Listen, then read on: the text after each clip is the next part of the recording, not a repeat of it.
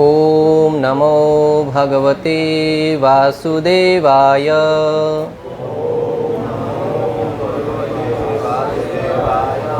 ओम नमो भगवते वासुदेवाय।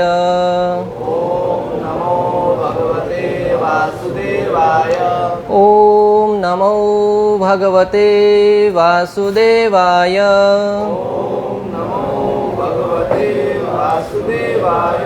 नारायणं नमस्कृत्यं नरं चैव नरोत्तमं देवीं सरस्वतीं व्यासं ततो जयम् उदीरये।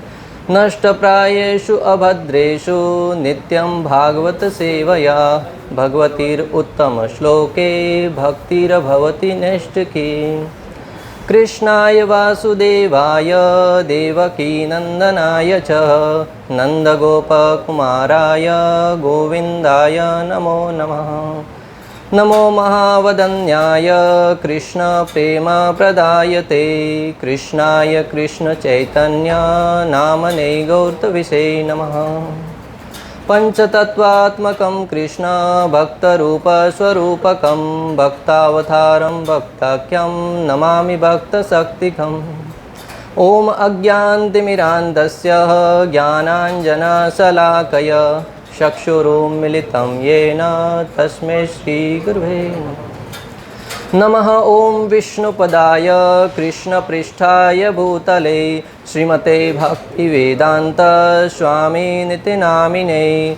नमस्ते सरस्वते देवे गौरवाणी प्रचारिणे निर्विशेष शून्यवादी पाश्चात्यदेशतारिणे। जय श्री कृष्ण चैतन्य प्रभु नित्यानंद श्री अद्वैत गदाधर श्रीवासादि गौर भक्तवृंद। हरे कृष्णा कृष्णा कृष्णा हरे हरे हरे राम राम राम हरे हरे। हरे कृष्णा। आज एक दिवसीय साप्ताहिक प्रोग्राम में आप सभी भक्तों का हार्दिक स्वागत है।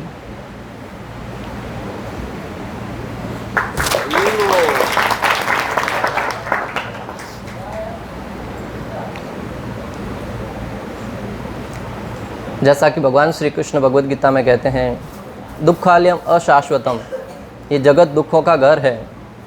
और आज मंदिर में आने के बाद भी चुनौती का सामना करना पड़ा।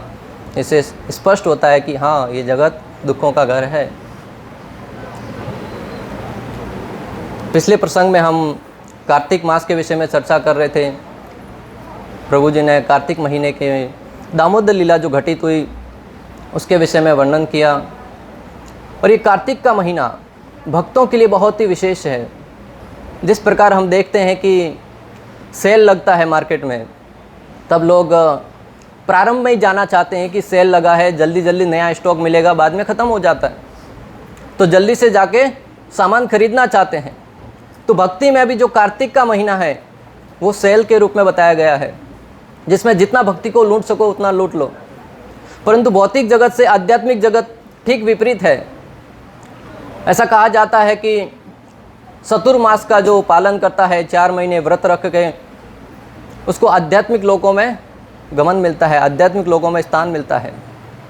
और अगर कोई व्यक्ति किसी कारणवश या परिस्थिति के अनुकूल नहीं होने के कारण चतुर्मास का पालन नहीं कर पाता है, तो कार्तिक महीने का पालन करने से जो 4 महीने व्रत रखने से फल मिलता है, वही मात्र कार्तिक महीने में 1 महीना व्रत रखने से वही फल प्राप्त हो जाता है।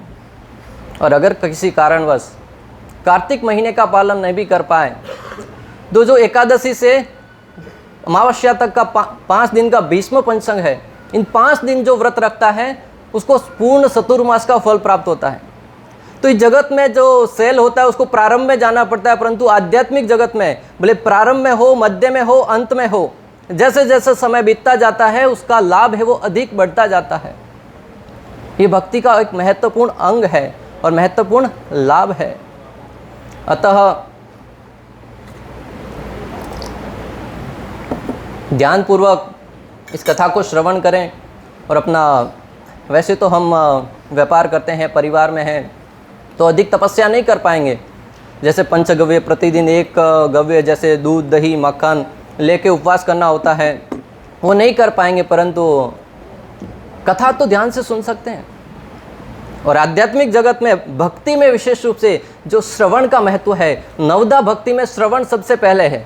श्रवणम कीर्तनम, श्रवण सबसे पहले है। हमारी साधना श्रवण से ही प्रारंभ होती है।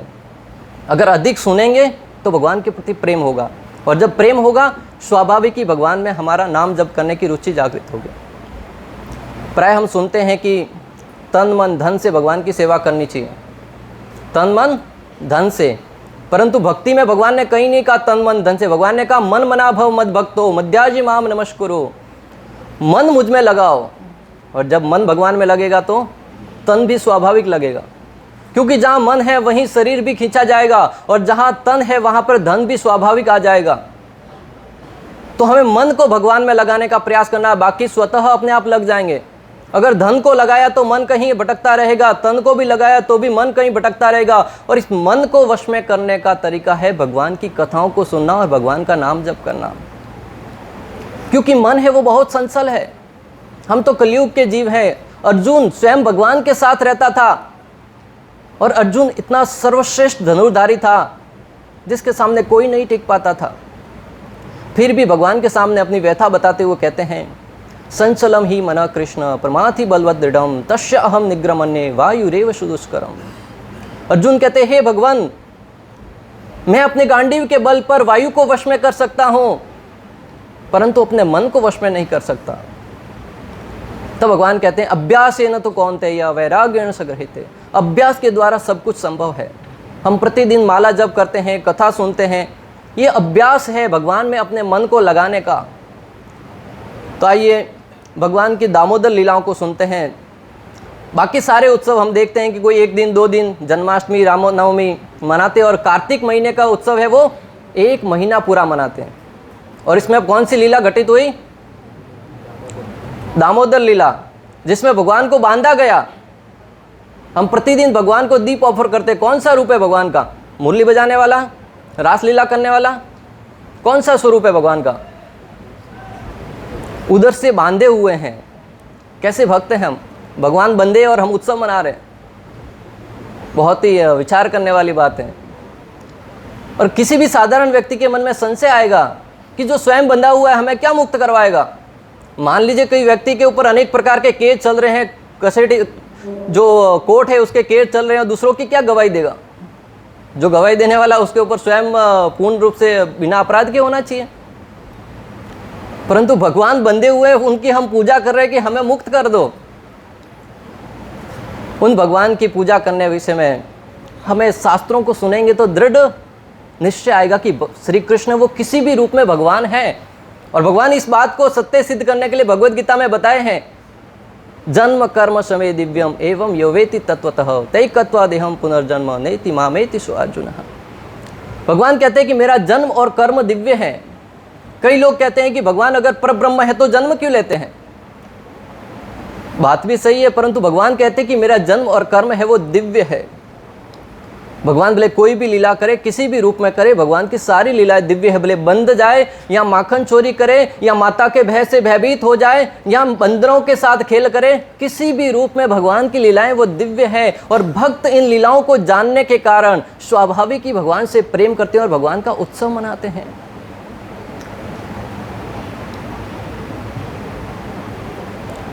और भगवान के स्वरूप के विषय में अगर प्रभुपाद जी की भाषा में कहा जाए तो श्रील प्रभुपाद कहते हैं कि the supreme personality of God head, परम पुरुषोत्तम भगवान श्री कृष्ण। और अगर ब्रह्मा जी की भाषा में कहा जाए तो ब्रह्मा जी कहते हैं ईश्वरः परम कृष्ण सच्चिदानंद विग्रह अनादिर आदिर गोविंद सर्व कारण कारणात्। ब्रह्मा जी कहते हैं कि कृष्ण है वो परम पुरुषोत्तम भगवान है जो सच्चिदानंद रूप है, जिनका न तो कोई आदि है न कोई अंत है, जो समस्त कारणों के एकमात्र कारण है। अगर पराशर मुनि की भाषा में कहा जाए तो ऐश्वर्यश समग्रश वीर्यश यशस श्रेय ज्ञान वैराग्य स एव भग इति गणा। जिसके पास संपूर्ण मात्रा में सौंदर्य है, संपूर्ण मात्रा में ऐश्वर्य है, संपूर्ण मात्रा में ज्ञान है, संपूर्ण मात्रा में वैराग्य है, जिसके पास 6 के 6 ऐश्वर्य संपूर्ण मात्रा में है, वो है भगवान। और ये सारे के सारे ऐश्वर्य भगवान श्री कृष्ण प्रभु श्री रामचंद्र में पूर्ण रूप से दिखते हैं, इसलिए वो भगवान है। तो पहले हमें स्पष्ट हो गया कि हम किसकी पूजा कर रहे हैं, किसकी आराधना कर रहे हैं। दामोदर भगवान के भले बंधे हुए हैं, परंतु फिर भी वो परम पुरुषोत्तम भगवान हैं। और भगवान श्री कृष्ण जब नन्हे से थे तब माता यशोदा के साथ बाल्य लीलाएं करते हुए, कथा से हम सब भली बात ही वाकिफ़ हैं। मैं मात्र आपको स्मरण दिला रहा हूँ कि जब भगवान ने मटकी फोड़ दी और सारा माखन बिखेर कर बंदरों को खिलाना प्रारंभ किया, तो माता यशोदा भगवान श्री कृष्ण को सुधारने के भाव से, क्योंकि जब श्री कृष्ण नन्हे से थे तो बहुत सारे उत्पात किया करते थे, बहुत सारी लीलाएं करते थे, और माता पिता स्वाभाविक चिंतित होते जब बच्चा कोई ना कोई हरकत करता है या गलती करता है। तो एक और एक मात्र माता पिता ही हो जो बच्चों को सुधारना चाहते हैं।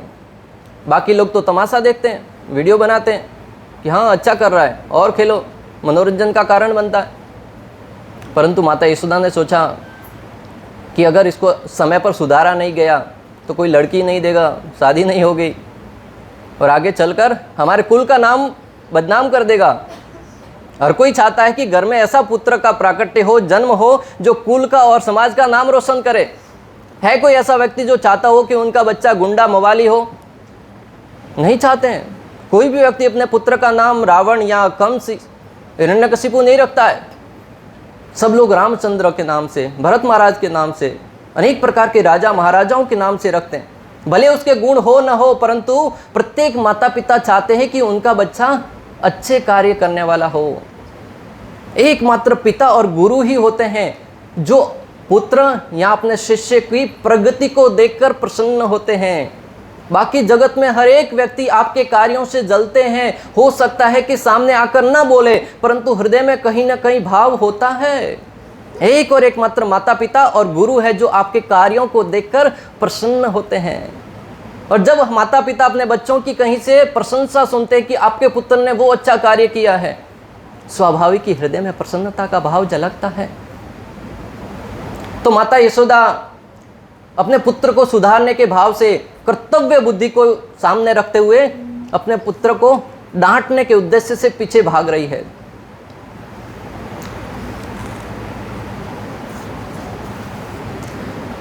यहाँ पर सुखदेव गोस्वामी भगवान श्री कृष्ण की कुछ बाल्य लीलाओं के विषय में वर्णन कर रहे हैं कि भगवान कितने नटखट थे और माता यशोदा क्यों सुधारना चाहती थी। मात्र एक दिन की बात नहीं थी कि भगवान ने घर में मटकी फोड़ी हो, हर दिन कोई ना कोई शिकायत आती थी। जब नन्हे से थे तब भगवान श्री कृष्ण घर घर जाकर चोरी करते थे, माखन चोरी करते थे, और माखन चोरी करते उसको भी भगवान भक्त है वो उत्सव मनाते कि माखन चोर नाम देके उनको भगवान के रूप में पूजते हैं। अगर रण छोड़ के भाग जाए तो रणछोड़ नाम से उनकी पूजा करते हैं। स्वाभाविक रूप से भगवान श्री कृष्ण स्वयं अर्जुन को भगवत गीता में कहते हैं कि जो युद्ध छोड़ के भाग जाए वो कायर है, और क्षत्रिय के लिए कायरता मृत्यु के समान है। परंतु स्वयं जरासंध के साथ युद्ध में भाग गए। मैंने पहले ही कहा, भगवान का जन्म और कर्म दिव्य है। भगवान किसी भी रूप में किसी भी लीला को कर सकते हैं। भगवान के ऊपर किसी प्रकार का भौतिक आरोप आरोपित नहीं होता।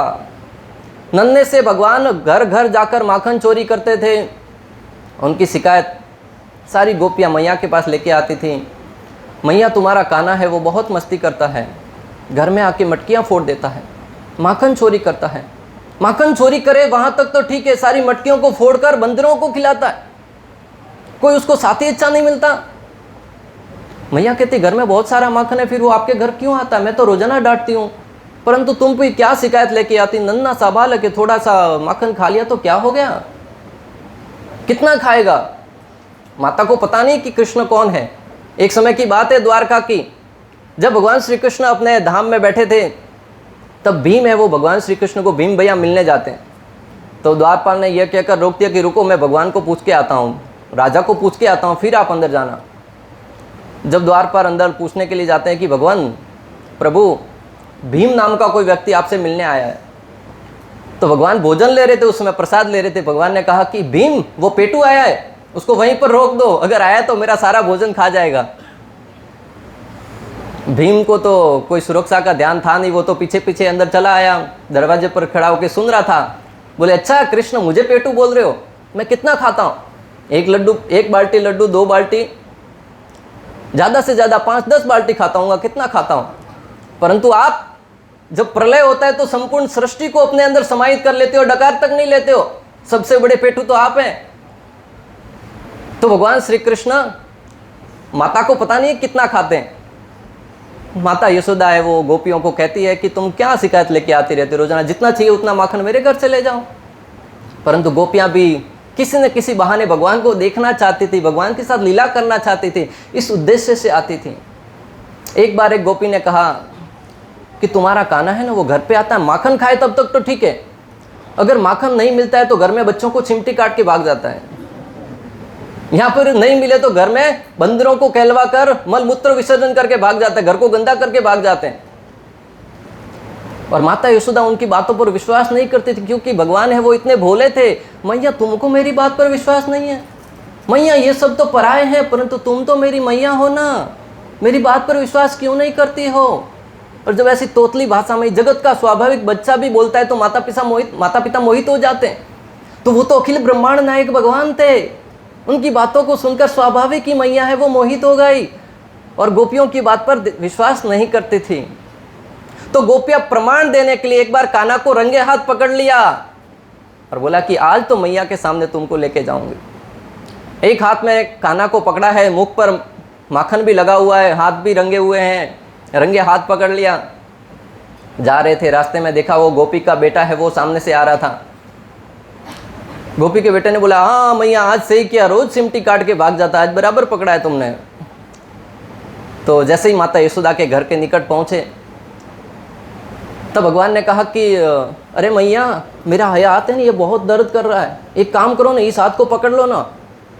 इतने में वो गोपी का पुत्र भी साथ में चल रहा था, ऐसे घूमे और गोपी के बेटे का हाथ पकड़ा लिया और खुद भाग के अंदर जाके सो गए। जब माता यशोदा के पास, गोपी तो बड़े ताव से बड़े उत्सुकता के साथ जा रही है, माता यशोदा के सामने गई, बोले ये आज तुम्हारे बेटे को रंगे हाथ पकड़ा है।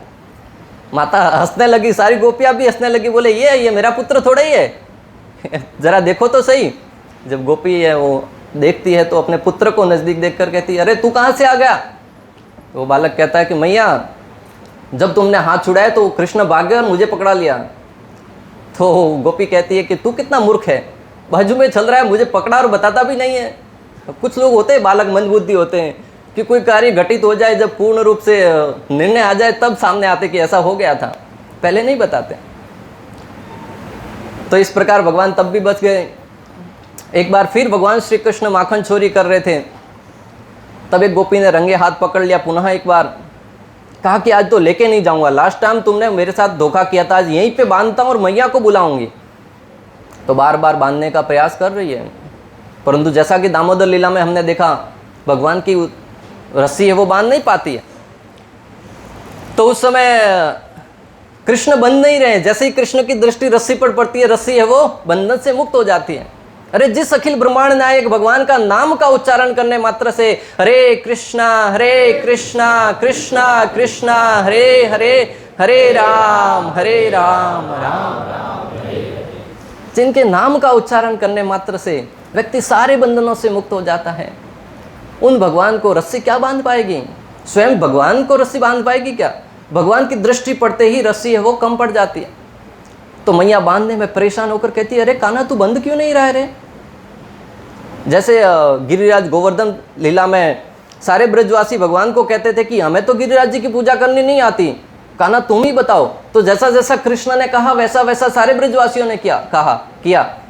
यहाँ पर भी गोपी कहती है कि तुम ही बताओ ना कान्हा कैसे बांधो तुमको मैं। तब कान्हा भोले स्वभाव में मैया को कहता है कि माते एक काम करो, तुम अब यहाँ पे खड़ी रहो, मैं तुमको बांध के दिखाता हूँ कैसे बांधना चाहिए। और देखते ही देखते उस गोपी को वहां पे बांध के फिर भाग गए। तो उसका पति आया, बोले बंदी क्यों पड़ी है, पूरा घर का काम अभी तक बाकी रहेगा। तो कहा कि कान्हा का ये क्या डराया है। तो ये भगवान की लीलाएं। एक बार और ये कृष्ण है वो इतने नटखट थे कि गोपियां सामने से दे ना तो मक्खन नहीं खाते थे। कभी भी गोपियां कहती आ जाओ कान्हा मक्खन देती हूँ, तो कृष्ण कहते मैं भिखारी हूँ क्या, भिख मंगा हूँ क्या, मेरे पास कोई काम धंधा नहीं है क्या? मैया गोपियाँ कहते तुमके पास क्या काम है? तो कहता कि मैं जो भी कार्य करता हूँ अपनी मेहनत से करता हूँ, सब ध्यान रखना पड़ता है, कब गोपियाँ बाहर जाती है उस समय हमला करना पड़ता है, कब बच पाऊँ उससे सारी तैयारी करके आता हूँ और अपनी मेहनत से सब कुछ खाता हूँ, तुम्हारे मैं एहसान पे नहीं दबा रहना चाहता।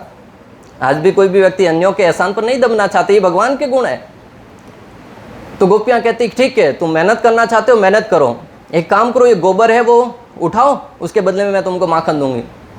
अभी देखो ना यहाँ पे, जिनके इशारों से संपूर्ण जगत के बड़े बड़े देवता, बड़े बड़े देवियां सब इशारों पर काम करते हैं।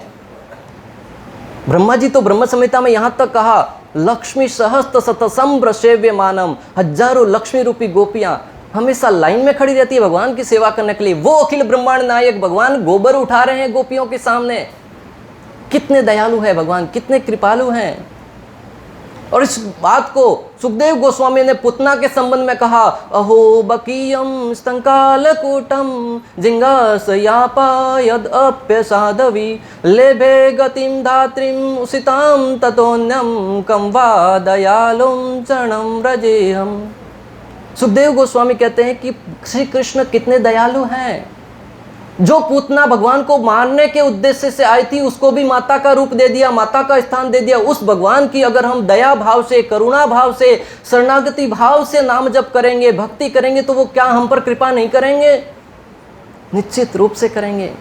तो यहाँ पर भगवान थोड़े से माखन के लिए, जिनके सामने 56 भोग लगाए जाते हैं, बड़े बड़े मंदिरों में बड़े बड़े रूप से उनकी सेवा की जाती है, वो भगवान थोड़े से माखन के लिए गोबर उठा रहे हैं, गैया मैया का गोबर उठा रहे हैं। फिर कृष्ण ने सोचा कि मैं कितना टोकरी उठाऊंगा, उसका ध्यान कैसे रहेगा? तुम तो मुझे जुठला दोगी कि तुमने 2 ही बर्तन उठाया, बालक समझ के मुझे पागल बना दोगी।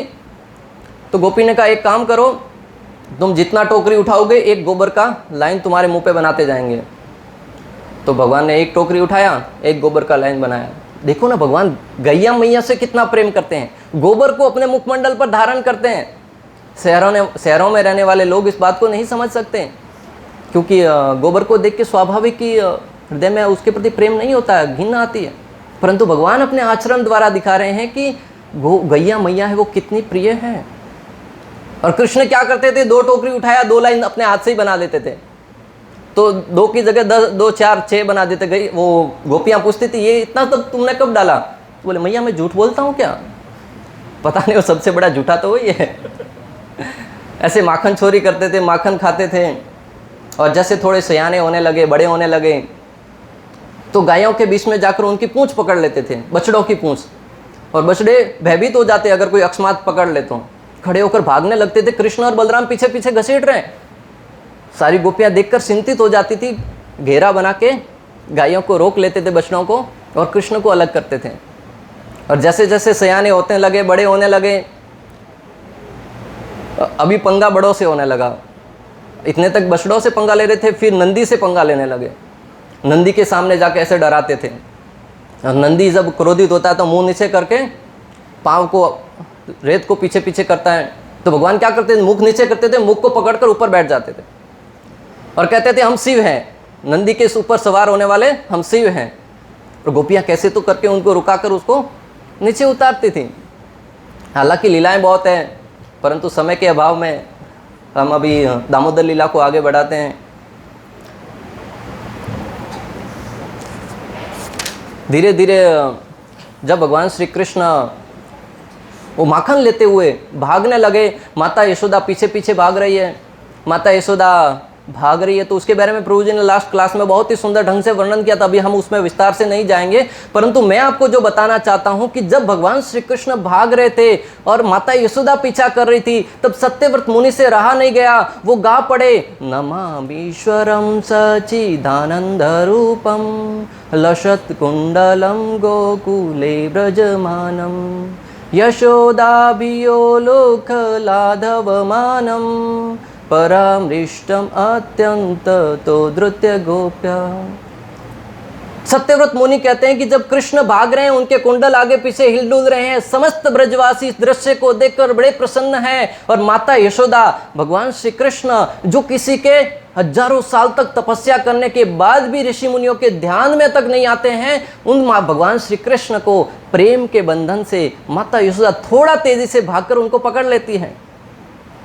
और जो भगवान श्री कृष्ण के भय से संपूर्ण ब्रह्मांड भयभीत रहता है, यहाँ तक कि यमराज काल सब भयभीत रहते हैं, वो भगवान श्री कृष्ण आगे सत्यव्रत मुनि कहते हैं कि रुदंतम मुहुर नेत्र यज्ञम रिजंतम कराम्भोज युग में न शातक नेत्रम मुहु श्वास कंप त्रिरेखा कंठ स्थित ग्रेव दामोदरम भक्तिबद्धम।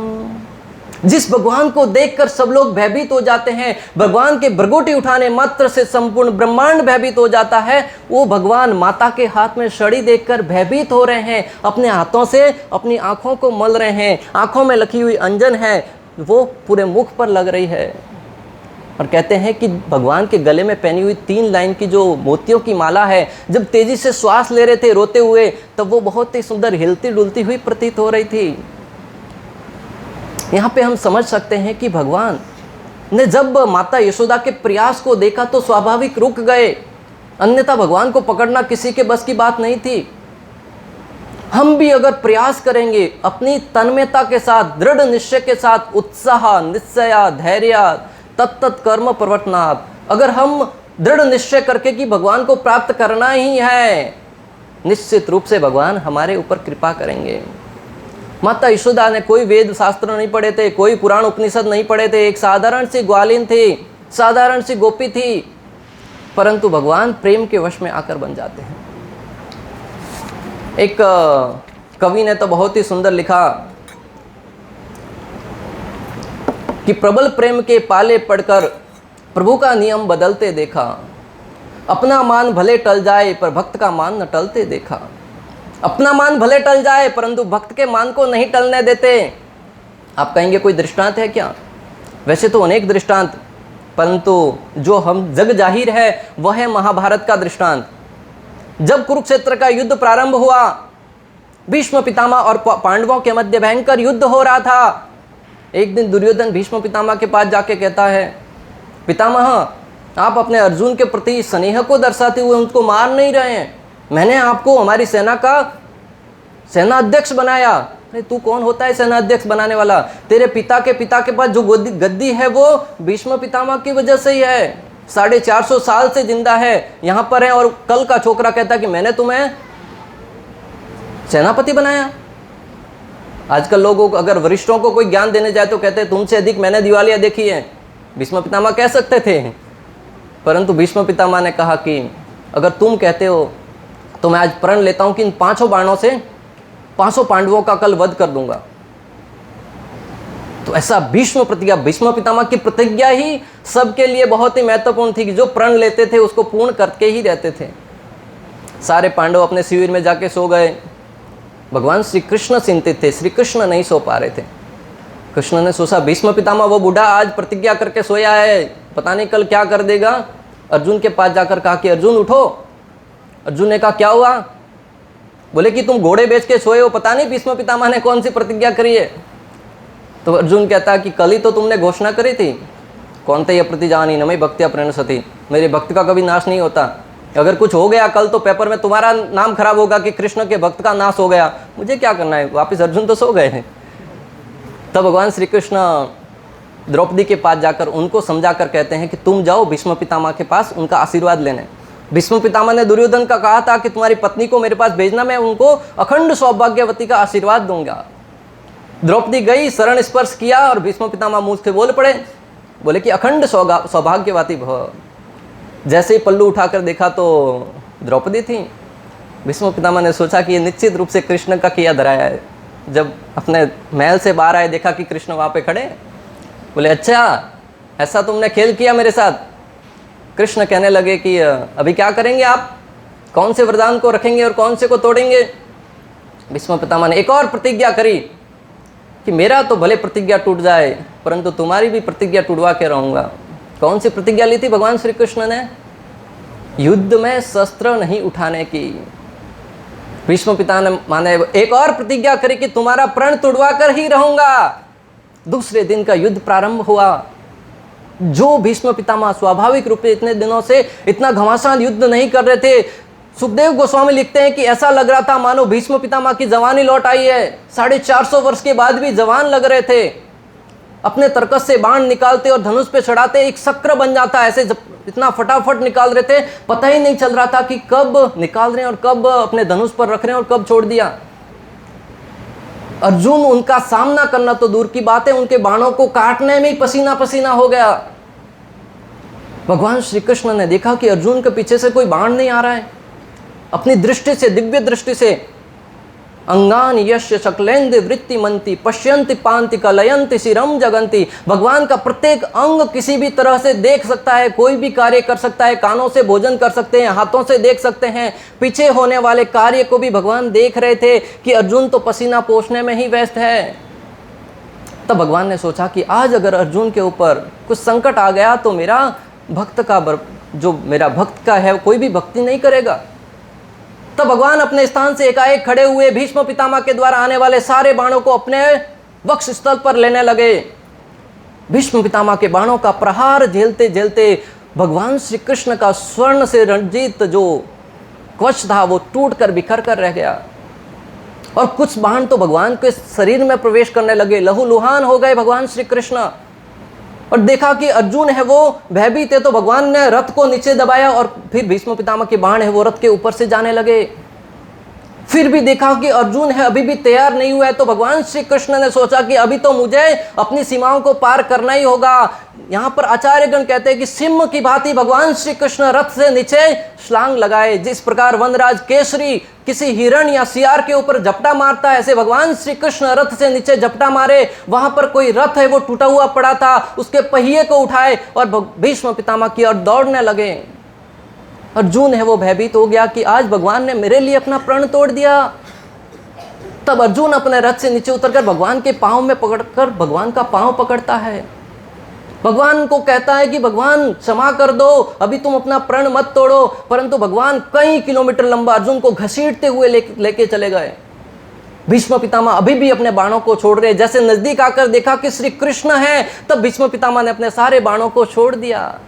बोले इसी दृश्य को देखने के लिए तो मैं जीवित था, इसी दृश्य को देखने के लिए तो मैं ये प्रण लिया था। बोले मेरा परम ईश्वर स्वामी श्री कृष्ण मेरे सामने रथ का पहिया उठाकर खड़ा है। इसी दृश्य को देखकर भीष्म पितामह बड़े प्रसन्न हो गए और अपने सारे बाणों को नीचे रख दिया। तब भगवान श्री कृष्ण ने अर्जुन को आदेश दिया कि देख क्या रहे हो, ये वृद्ध व्यक्ति बाणों को छोड़ दिया, यही समय है, इनके ऊपर प्रहार करो। तब अर्जुन ने एक के बाद एक बाण छोड़ा और आचार्यगण लिखते हैं कि भीष्म पितामह के शरीर में सुई के नोक जितनी भी जगह नहीं थी उतने बाण मार दिए अर्जुन ने, और भीष्म पितामह का युग है वो पूर्ण हुआ। एकदम से धराशायी होकर जमीन पर लेट पड़े। वो भगवान श्री कृष्ण ने भीष्म पितामह की प्रतिज्ञा को रखने के लिए अपने प्रण को तोड़ दिया। जो आचार्यगण लिखते हैं कि अपना मान भले टल जाए पर भक्त का मान न टलते देखा। वो भगवान श्री कृष्ण यहाँ पर अपनी मैया के हाथों में भयभीत नजर आ रहे हैं। मैया के हाथ में सड़ी देखकर कहते हैं मैया इस सड़ी को फेंक दो, मुझे डर लग रहा है, मुझे भय लग रहा है। तब माता यशोदा मन ही मन जो वात्सल्य भाव है वो प्रकट हो आया। बोले मेरा कान्हा मुझसे भयभीत है, डर रहा है, मैं इस सड़ी को त्याग देती हूँ। सड़ी को छोड़ दिया, परंतु दूसरे क्षण भाव आया कि नन्हा सा बालक डरा हुआ है, घर छोड़ के भाग गया तो कहाँ भ्रमण करता रहेगा। सवेरे से स्तनपान कर रहा था, तब से मैंने उसको हटाया था, भूखा है। ये लीला कोई 10 मिनट 15 मिनट नहीं चली। सुखदेव गोस्वामी कहते 2 पहर बीत गए थे, दोपहर का समय होने को था, कृष्ण भूखे हैं, अभी तक नहाए भी नहीं थे। माता यशोदा वो भी भूखी थी। माता ने सोचा कि इसको मेरी नज़रों के सामने ही रखती हूँ, इसके लिए अच्छा सा पकवान बनाती हूँ, सुंदर व्यंजन बनाती हूँ, इसके लिए इसको बांधना पड़ेगा, बांध के अपने नज़रों के सामने रखूँगी। माताएं वो इस भाव को समझ सकती हैं कि बच्चे को जब रोता है तो स्वाभाविक कितनी गलती क्यों ना कर दी हो क्षमा कर देती हैं। और पिता अगर डांटना भी चाहे तो माता कहती है कि नहीं इसको मत मारो, उसका पक्ष लेती है, उसको अपने पल्लू में छुपा देती है। और नन्हा सा कृष्ण जैसा बालक हो तो फिर उसके विषय में कहना ही क्या। तो भगवान श्री कृष्ण को बांधने के भाव से रस्सी मंगवाती है। 1 रस्सी मंगाई, 2 रस्सी मंगाई। जैसे ही भगवान की दृष्टि रस्सी पर पड़ती है तुरंत रस्सी बंधन से मुक्त हो जाती है। तो भगवान श्री कृष्ण माता के प्रेम कथा तो बहुत लंबी है, परंतु समय की मर्यादा को ध्यान में रखते हुए हम सार रूप में समझते हैं कि भगवान श्री कृष्ण माता यशोदा के हाथ से वंदना स्वीकार कर देते हैं। वो भगवान श्री कृष्ण को जैसे ही माता यशोदा बांध देती है, तभी कृष्ण वहाँ बंधे, माता यशोदा घर में काम करने के लिए चली जाती है। और भगवान श्री कृष्ण इस दृश्य को देखकर सोचते हैं कि बंधा हूँ पर कुछ तो करना होगा, खाली बैठ के मतलब नहीं है। यहाँ पे बहुत ही सुंदर शिक्षा मिल रही है साधकों के लिए, किसी भी समय व्यर्थ न गवाएं। कोई भी समय, भले बंधन में हो, मुक्त हो, किसी भी अवस्था में हो, हम सब बंधन में हैं, जन्म मृत्यु जरा व्याधि के बंधन में। इस बंधन को तोड़ने के लिए हमेशा प्रयासरत रहना चाहिए। और ये प्रयास कैसा होना चाहिए? दूसरों की बुराई करके नहीं, इधर उधर की बातें करके नहीं, श्री कृष्ण का नाम जप करते हुए हरे कृष्णा कृष्णा कृष्णा हरे हरे, हरे राम जब स्नेह पूर्वक प्रेम पूर्वक करेंगे, निश्चित रूप से हमारा जन्म मृत्यु जरा व्याधि का बंधन है वो टूट जाएगा। भगवान यहाँ पर बंधन में, परंतु फिर भी सोच रहे कि अभी कौन सी लीला करूं। तभी उनकी नजर है वो यमला अर्जुन वृक्ष, नल कुबेर और मणिग्रीव पर पड़ी। बंधन में है तो बंधन को वो ही समझ सकते हैं। श्रील प्रभुपाद जी लिखते हैं कि जो बांझ है वो प्रसव पीड़ा को क्या समझे, जो बंधन में वही बंधन में उसको समझ सकता है। जो कभी पुत्र को जन्म दिया ही नहीं, संतान को जन्म दिया ही नहीं, उसको प्रसव पीड़ा के विषय में क्या पता। तो भगवान श्री कृष्ण इतने दिनों से लीला कर रहे थे, कभी उनके ऊपर दृष्टि नहीं पड़ी, परंतु जब स्वयं बंधन में आए तब उस बंधन को नजर आया कि वो भी बंधन में है बेचारे, मैं कुछ समय से बंधन में, मुझे इतनी पीड़ा हो रही है। तो वो बेचारे जन्मों जन्मों से बंधन में है, नारद मुनि के श्राप से बंधन में पड़े हैं, क्या उनको किसी प्रकार का कष्ट नहीं होता होगा? निश्चित रूप से होता होगा। तब भगवान श्री कृष्ण उनके ऊपर करुणा करने के लिए, कृपा करने के लिए, बंधन में हैं फिर भी उनकी मुक्ति करने के लिए निकल पड़ते हैं। भगवान श्री कृष्ण उखल से बंधे हैं, यमला और वृक्षों के दोनों के मध्य से निकल रहे हैं, और जैसे ही अंदर से निकले, धड़ाम से दोनों वृक्ष गिर पड़े और अंदर से बहुत ही सुंदर शंख चक्र गदा पद्म धारण किए, चतुर्भुज रूप धारण किए दिव्य पुरुष प्रकट हुए। उन्होंने जब इस दृश्य को देखा तो भगवान की स्तुति करने लगे। यहाँ पर देखने वाली बात है, एक तरफ बंधा हुआ नन्हा सा बालक है और एक तरफ मुक्त पुरुष है। वो बंधन में बंधे हुए व्यक्ति की स्तुति कर रहे हैं, कृष्ण की स्तुति कर रहे हैं। वो भगवान श्री कृष्ण कहते हैं कि तुम मुक्त और मेरा स्तुति कर रहे हो। तो वो कहते हैं कि आप तो समस्त बंधनों से मुक्त हैं। भगवान श्री कृष्ण ने ऐसी अनेक लीलाएं करी। श्रीमद् भागवत में अंतिम 5 मिनट हम लेंगे। श्रीमद् भागवतम में सुखदेव गोस्वामी जब इस कथा को कह रहे थे, तब परीक्षित महाराज ने जिज्ञासा करी कि वो दोनों बालक बंधन में कैसे आए, वो दोनों पुरुष बंधन में कैसे आए। सुखदेव गोस्वामी ने सोचा कि परीक्षित को सब पता है, परंतु जगत कल्याण के लिए ये प्रश्न पूछ रहे हैं, क्योंकि परीक्षित को पता नहीं क्या, वो तो धर्मज्ञ थे, सारे शास्त्रों को पढ़े थे, उनको सब पता था, परंतु हमारे ऊपर कृपा करने के लिए प्रश्न पूछते हैं कि प्रभु ये कैसे हुआ और कौन थे वो लोग। तब सुखदेव गोस्वामी कहते हैं कि वो दोनों कुबेर जी के पुत्र थे। बोले कुबेर जी इतने महान भक्त के पुत्र होकर ऐसा जघन्य अपराध किया। कृष्ण कहते हैं कि जब धन संपदा ऐश्वर्य का नशा आता है ना, तो अच्छे अच्छे व्यक्ति अपने रास्ते से भटक जाते हैं। मात्र लक्ष्मी को चाहते हैं, लक्ष्मी प्राप्त होती है तो लक्ष्मी जी उल्लू पर सवार होकर आती है, और उल्लू है वो रात को ही देखता है, दिन में नहीं देखता है। इसके लिए जो धनवान बन जाते हैं, जिसके ऊपर शास्त्रों का या मर्यादाओं का कोई कंट्रोल नहीं है, फिर वो रात्रि के सारे प्रोग्राम अटेंड करते हैं, क्लब में जाना, वो वगैरह, घूमना वगैरह, नाइट मारना वगैरह वगैरह, अनेक प्रकार के कार्य करते हैं। फिर उनको दिन में दिखता नहीं, दिन में पड़े रहते हैं बिस्तर में और रात को ही सारे कार्य करते हैं। तो नल कुबेर और मणिग्रीव है, उनके ऊपर भी धन का नशा शुमार होने लगा और धीरे धीरे गलत आदतों में प्रवृत्त हो गए। और नारद मुनि जिस स्थान से गुजर रहे थे, वहां पर नग्न अवस्था में स्नान कर रहे थे। और संत महात्मा जहां से गुजरते हैं, अन्यों पर करुणा करने के उद्देश्य से गुजरते हैं।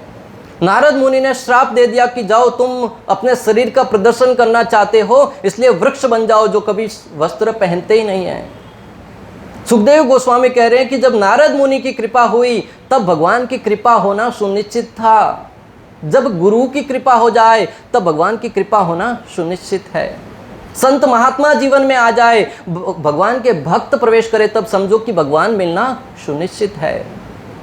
नारद मुनि ने, प्रहलाद महाराज, ध्रुव महाराज, ऐसे अनेक रत्नाकर नाम के डाकू, सबका उद्धार किया। करुणावश, दयावश हमको जो प्राप्त हुआ है भक्ति रूपी महान धन, उसको हमें भी अन्यों को वितरण करके अन्यों पर करुणा करनी है, दया करनी है, भगवान श्री कृष्ण की भक्ति को प्रदान करना है। तो भगवान श्री कृष्ण की ये लीला तो वैसे शेषनाग कहते हैं मैं हजारों वर्षों से, अनंत काल से अनंत रूप में गा रहा हूँ, फिर भी कभी पूर्ण नहीं होती। तो यहाँ पर आधे घंटे में उसको पूर्ण करना हमारे बस की बात नहीं है। जितना भी सुना, जितना भी अनुभव किया, उसके आधार पर अपने जीवन में उतार कर भगवान का स्मरण करते हुए, भगवान की कृपाओं को अनुभव करते हुए, भगवान की लीलाओं का यशोगान करते हुए अपने जीवन को भक्तिमय तरीके से बिताए। इस जगत में सब जगह दुख है, परंतु जैसे ही आप भक्ति साम्राज्य में प्रवेश करेंगे, वहां पर अनेक प्रकार के दुख, कष्ट, संकट आएंगे, परंतु उनका सामना करने का साहस, हौसला और विवेक भगवान श्री कृष्ण प्रदान करेंगे। आचार्यगण एक दृष्टांत देते हैं कि जब हम किसी रोड पर जाते हैं, टूटा फूटा है, तो एक साइकिल पे जा रहा है, कोई बैलगाड़ी पे जा रहा है और दूसरा मर्सिडीज में जा रहा है, दोनों में खड्डे हैं, परंतु मर्सिडीज वाले को खड्डे कम लगते हैं। तो इसी प्रकार समस्त बातों का सार ये, भक्ति में जब प्रवेश करेंगे निश्चित रूप से दुख आएंगे, कष्ट आएंगे, समस्याएं आएंगी, संकट आएंगे। अर्जुन के जीवन में भी आए थे, परंतु उनका सामना करने का जो दृष्टि है वो भगवान श्री कृष्ण हमें प्रदान करेंगे। ठीक है। श्रील प्रभुपाद की जय, श्री श्री गौरनिताय भगवान की जय, श्रीमद् भागवतम महापुराण की जय। जय श्री राधे श्याम। हरे कृष्णा कृष्णा